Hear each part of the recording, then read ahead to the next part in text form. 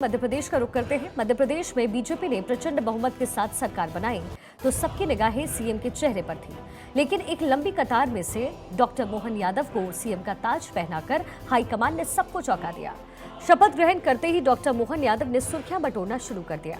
लगातार action mode में नजर आए और एक्शन मोड में रहकर डॉक्टर मोहन यादव ने महज 2 महीने के कार्यकाल में ही ये साबित कर दिया कि अगर ठान लिया जाए तो कुछ भी असंभव नहीं है।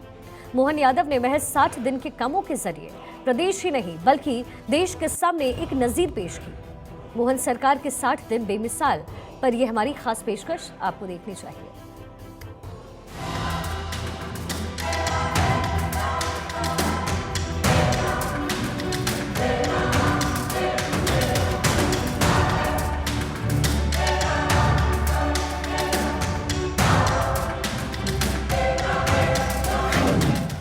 मध्य प्रदेश की नई सरकार के कामकाज को 2 महीने का समय पूरा हो गया है।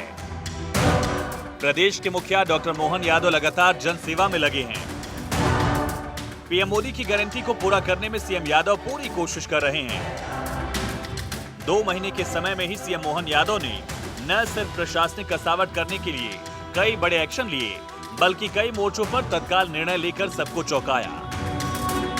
उन्होंने मोदी की गारंटी पूरी करने और संकल्प पत्र में किए गए वादों को पूरा करने में भी फुर्ती दिखाई है। इन दिनों मध्य प्रदेश में हुई घटनाओं दुर्घटनाओं पर भी तुरंत रिएक्ट करके तत्काल कदम उठाए गए। गुना हरदा में हुए दुखद हादसों की सूचना मिलते ही हर संभव कार्यवाही करने के निर्देश और खुद भी सारी स्थिति पर नजर बनाए रखे। विकसित भारत संकल्प यात्रा के माध्यम से 50 लाख से अधिक शासकीय योजनाओं के लाभ से वंचित लोगों को फायदा मिला। विशेष पिछड़ी जनजाति बाहुल जिलों में 7300 करोड़ से आंगनबाड़ी केंद्र, छात्रावास, सड़कें, पुल और आवासों के निर्माण का निर्णय लिया गया। 56 लाख से अधिक जरूरतमंदों को 681 करोड़ की सामाजिक सुरक्षा पेंशन दी गई। स्वामित्व योजना में 1.75 लाख ग्रामीण नागरिकों को प्रधानमंत्री नरेंद्र मोदी द्वारा भू अधिकार पत्र वितरित। वहीं शिक्षा एवं रोजगार के क्षेत्र में भी बड़े काम हुए, जिसमें प्रधानमंत्री द्वारा 170 करोड़ की लागत से खरगोन में क्रांति सूर्य टंट्या भील विश्वविद्यालय की स्थापना की घोषणा हुई।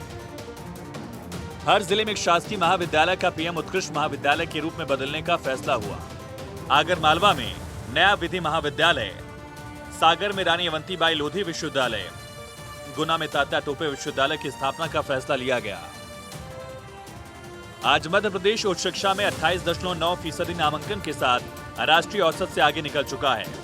वहीं रोजगार दिवस के तहत रिकॉर्ड 7 लाख से अधिक युवाओं को 5000 करोड़ से अधिक का स्वरोजगार दिया जा चुका है। युवाओं को स्टार्टअप के लिए राष्ट्रीय और अंतर्राष्ट्रीय दोनों स्तर पर सहभागिता के लिए विधि और आर्थिक मदद दी गई है। इसी तरह महिला सशक्तिकरण के तहत प्रदेश की 1 करोड़ 29 लाख लाडली बहनों को 3152 करोड़ की सहायता दी गई। आहार अनुदान योजना में विशेष पिछड़ी जनजाति की 1,97,000 बहनों को 59 करोड़ की सहायता मिली। गैस सिलेंडर रिफिलिंग के लिए 118 करोड़ दिए गए। स्वास्थ्य की बात करें तो रिमोट एरिया के गंभीर मरीजों के लिए मुख्यमंत्री एम्बुलेंस सेवा शुरू करने का फैसला लिया गया।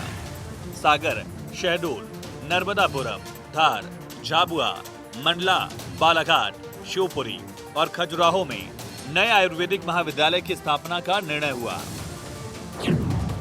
इसी तरह किसान कल्याण के लिए श्री अन्न को बढ़ावा देने के लिए रानी दुर्गावती श्री अन्न प्रोत्साहन योजना में मिलेट्स उत्पादक किसानों को 1000 प्रति क्विंटल का अतिरिक्त प्रोत्साहन दिया गया। शून्य ब्याज दर पर ऋण योजना को जारी रखने का फैसला।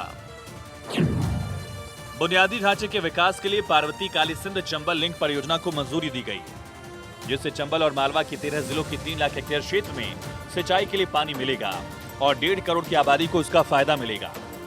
इसी तरह ग्वालियर बेंगलुरु, ग्वालियर अहमदाबाद और ग्वालियर दिल्ली अयोध्या विमान सेवा शुरू हुई।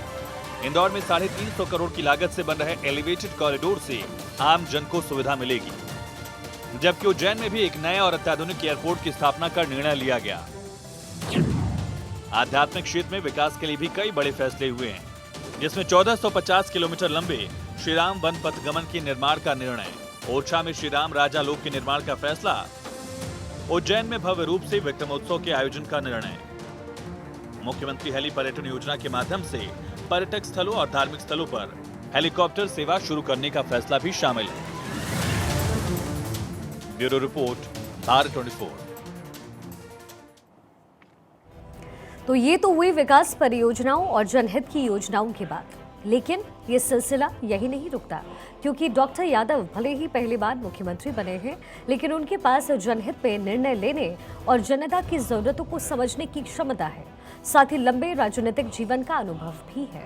संघ से लेकर के संगठन और सरकार में जनता की भलाई के लिए किस तरह काम किया जाना चाहिए, ये डॉक्टर मोहन यादव को बखूबी आता है।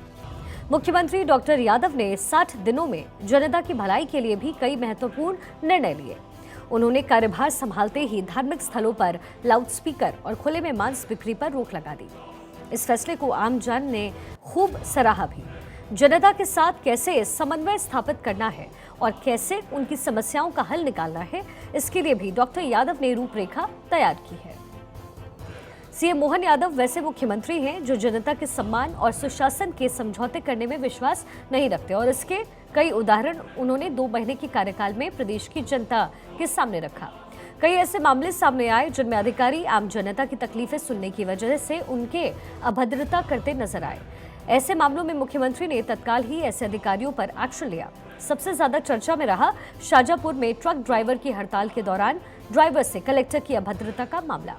ऐसी ही कई और घटनाएं सामने आई, जैसे उमरिया में एसडीएम का महिला कर्मचारी से जूते के फीते बंधवाना, साथ ही बातवगढ़ एसडीएम की लोगों के साथ मारपीट का मामला, या फिर देवास में महिला तहसीलदार का किसान के साथ अभद्र भाषा का प्रयोग करना।